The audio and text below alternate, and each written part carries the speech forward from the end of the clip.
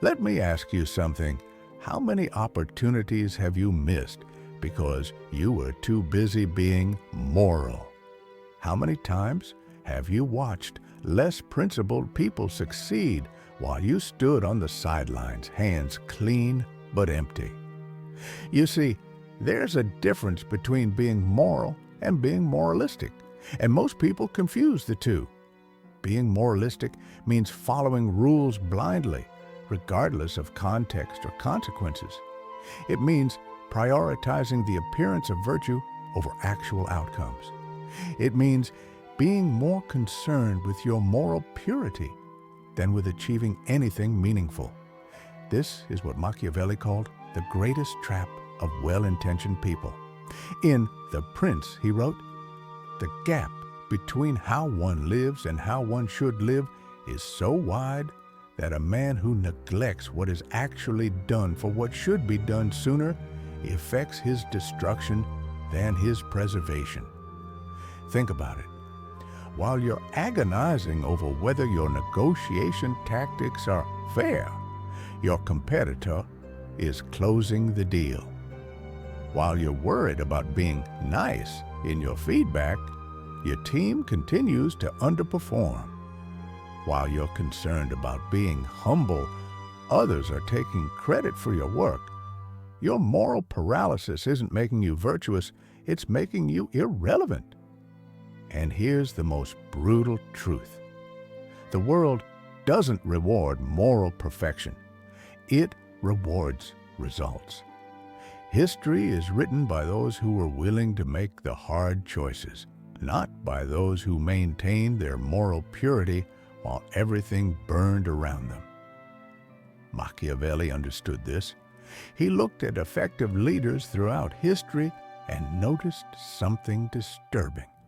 The most successful ones weren't necessarily the most moral. They were the most strategic. They understood that sometimes, to achieve a greater good, you have to be willing to do things that make you uncomfortable. This doesn't mean becoming evil. It means becoming effective. It means understanding that your rigid adherence to conventional morality might be the very thing that prevents you from making a real positive impact in the world. Let me give you an example. You're a manager and you have an employee who's consistently underperforming. The moral thing to do, according to most people, is to be patient, understanding, and give them endless chances. But what about your moral obligation to the rest of your team? What about your responsibility to the company? What about the customers who suffer because of this person's poor performance? Your misplaced morality, your unwillingness to make the hard decision, is actually causing more harm than good. But you can't see it because you're blinded by your need to appear virtuous. This is the moral trap. And until you recognize it, you'll continue to be a prisoner of your own good intentions. Now, let me destroy another myth about Machiavelli. Most people think he was some sort of evil mastermind who taught people how to be cruel and manipulative. This is complete nonsense. Machiavelli was a realist. He studied power not because he loved it, but because he understood it was necessary. He lived through the collapse of the Florentine Republic, watched foreign armies ravage Italy, and saw how good intentions without power led to disaster. When he wrote The Prince, he wasn't writing a manual for tyrants. He was writing a survival guide for a world where naive idealism gets you killed. One of his most misunderstood concepts is the idea that the ends justify the means. People think this means you can do anything as long as your goal is good. But that's not what Machiavelli meant. What he meant is this: if you're not willing to do what's necessary to achieve your objectives, then your objectives are just fantasies. If you're not willing to make the hard choices, then you're not serious about your goals. Machiavelli distinguished between two types of morality: private morality and public morality. Private morality is about your personal relationships, your character, your integrity. Public morality is about your responsibility to achieve results, to serve the greater good, to be effective in your role. The problem with most people is they try to apply private morality to public situations. They try to run a business like a friendship. They try to negotiate like they're having a casual conversation. They try to lead like they're asking for a favor. This is why they fail. Machiavelli said that a prince must know how to be both a fox and a lion. The fox to recognize traps and navigate deception.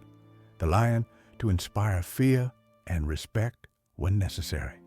Most moral people only want to be the gentle dove, and doves get eaten. But here's what's really interesting. Machiavelli believed that this strategic approach to morality actually served a higher moral purpose. He understood that being ineffective is often the most immoral thing you can do. Think about it. What's more moral? Being honest about a product's limitations and losing the sale to a competitor who lies, or being strategic about how you present your strengths and winning the business? Which outcome serves your customers better? Which one serves your family better? Which one serves your team better? Your moral rigidity isn't protecting anyone. It's just making you feel better about your failures.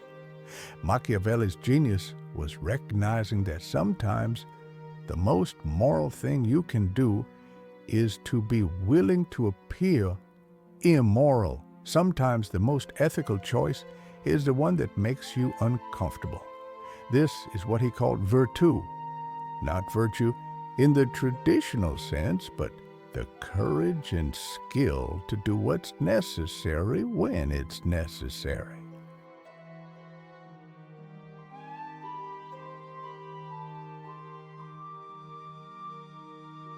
Let's talk about what your obsession with moral perfectionism is actually costing you, because the price is higher than you think. First, it's costing you opportunities. While you're debating the ethics of self-promotion, others are building their personal brands. While you're worried about being too aggressive in negotiations, others are securing better deals. While you're concerned about fairness, others are creating advantages. Second, it's costing you respect. People don't respect moral perfectionists. They see them as naive, weak, and easily manipulated. When you're always trying to be the good guy, you become predictable, and predictable people don't command respect. Third, it's costing you results. And here's the uncomfortable truth.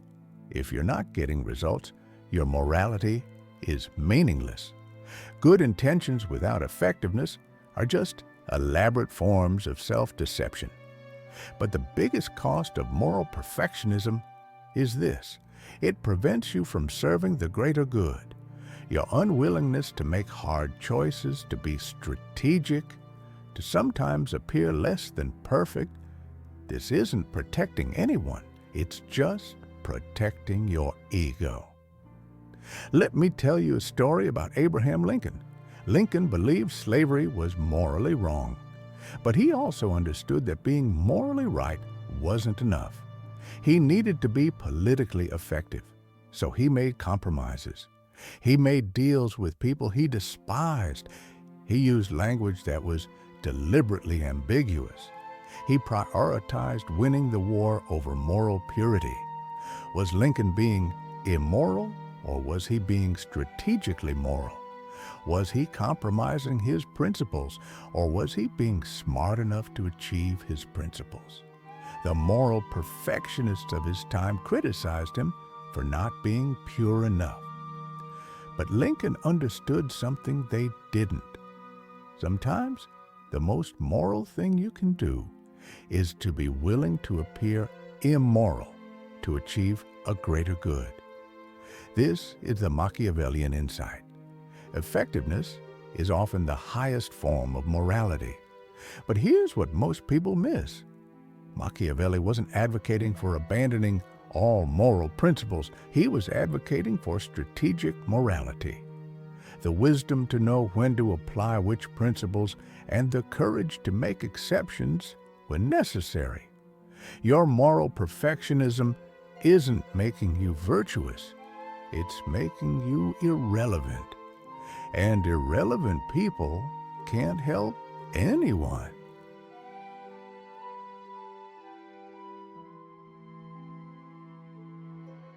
So, what does strategic morality look like in practice? How do you apply Machiavellian principles without becoming a sociopath? First, you need to understand the difference between being moral and appearing moral. Most people focus on appearing moral. They want to be seen as good, fair, and virtuous. But Machiavelli understood that sometimes the most moral thing you can do is to be willing to appear immoral. Here's an example. You're leading a team, and you have to lay off some employees due to budget constraints. The moral approach, according to most people, is to be completely transparent, to involve everyone in the decision, to make sure everyone feels heard. But what if this approach prolongs the uncertainty, damages morale, and ultimately hurts more people? What if the most moral thing to do is to make the decision quickly, privately, and with minimal drama? This is strategic morality. It's about focusing on outcomes rather than appearances. Second, you need to understand that context matters. Moral principles aren't universal laws, they're tools. And like any tool, their effectiveness depends on how and when you use them. In your personal relationships, honesty might be the best policy. But in a negotiation, complete honesty might be naive and self-destructive. In a friendship, being supportive might be important. But as a leader, being supportive might sometimes mean being tough. The key is knowing which hat you're wearing and what role you're playing. Third, you need to develop what Machiavelli called the flexibility of the fox. This means being adaptable, being able to read situations, and being willing to adjust your approach based on circumstances. Most moral people are rigid. They have a set of rules they follow regardless of context. But effective people are flexible. They understand that what works in one situation might fail in another. This doesn't mean being unprincipled. It means being principled about your ultimate objectives while being flexible about your methods. Fourth, you need to understand that sometimes the most moral thing you can do is to be feared rather than loved.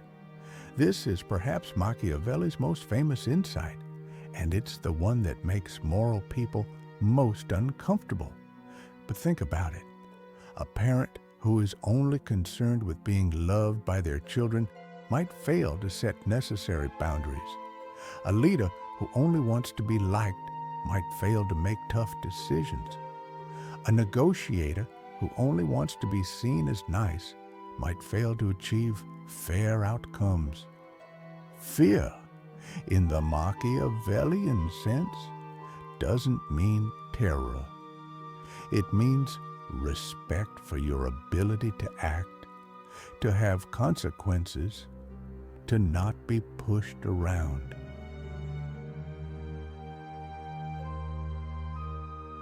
Here's what happens when you stop trying to be moral and start trying to be effective. You become free. Free from the paralysis of moral perfectionism. Free from the need to appear virtuous to everyone. free from the exhausting effort of maintaining an impossible standard. But more importantly, you become free to actually make a difference. When you stop obsessing over whether every action is perfectly moral, you can start focusing on whether your actions are effective. When you stop worrying about what people think of your methods, you can start focusing on your results. This is the liberation that Machiavelli offers: the freedom to be strategic, to be effective, to be powerful in service of your goals. But let me be clear about something. This isn't about abandoning all moral principles. It's about being smart about how you apply them. The difference between a moral person and a strategic person isn't that one has principles and the other doesn't. The difference is that the strategic person understands that principles are tools, not chains. Strategic morality means having a clear understanding of your ultimate objectives and being flexible about your methods. It means being willing to make hard choices, to be misunderstood, to appear less than perfect if it serves a greater good. It means understanding that sometimes the most moral thing you can do is something that makes you uncomfortable. This is what Machiavelli called the courage of the lion. Not the courage to be cruel, but the courage to be effective even when effectiveness requires you to act against your immediate moral instincts. Let me give you a personal example.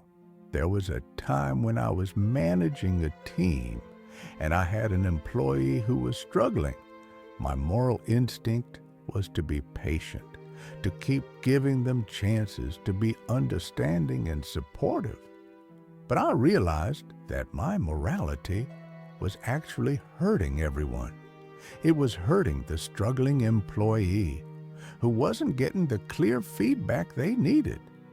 It was hurting the rest of the team who had to compensate for the poor performance. And it was hurting our customers who were receiving subpar service. The strategic choice was to have a difficult conversation, to set clear expectations, and ultimately to make a personnel change. It wasn't the nice thing to do, but it was the right thing to do. This is strategic morality in action. It's about being willing to make the hard choices that serve the greater good, even when they make you uncomfortable.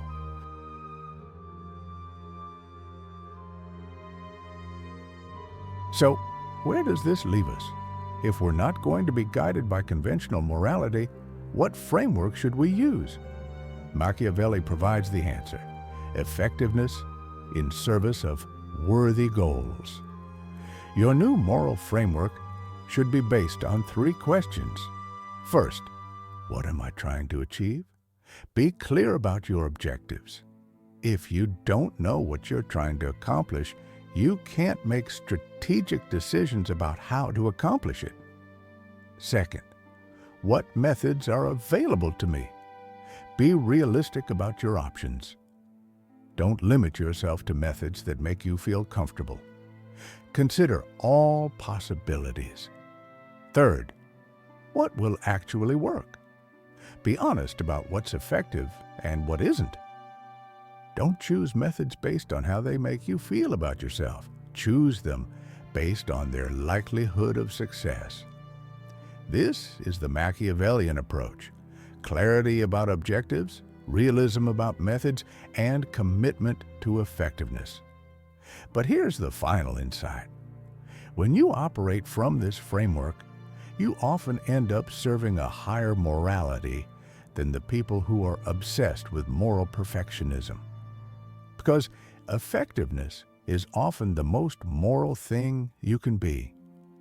The manager who makes tough personnel decisions creates a better workplace for everyone. The negotiator who drives a hard bargain creates value for their organization. The leader who makes unpopular but necessary choices serves the greater good. Your obsession with being moral has been preventing you from being truly moral. Your fear of appearing imperfect has been preventing you from being truly effective. It's time to stop trying to be a good person and start trying to be an effective person. It's time to stop worrying about moral purity and start focusing on moral outcomes. This doesn't mean becoming cruel or heartless.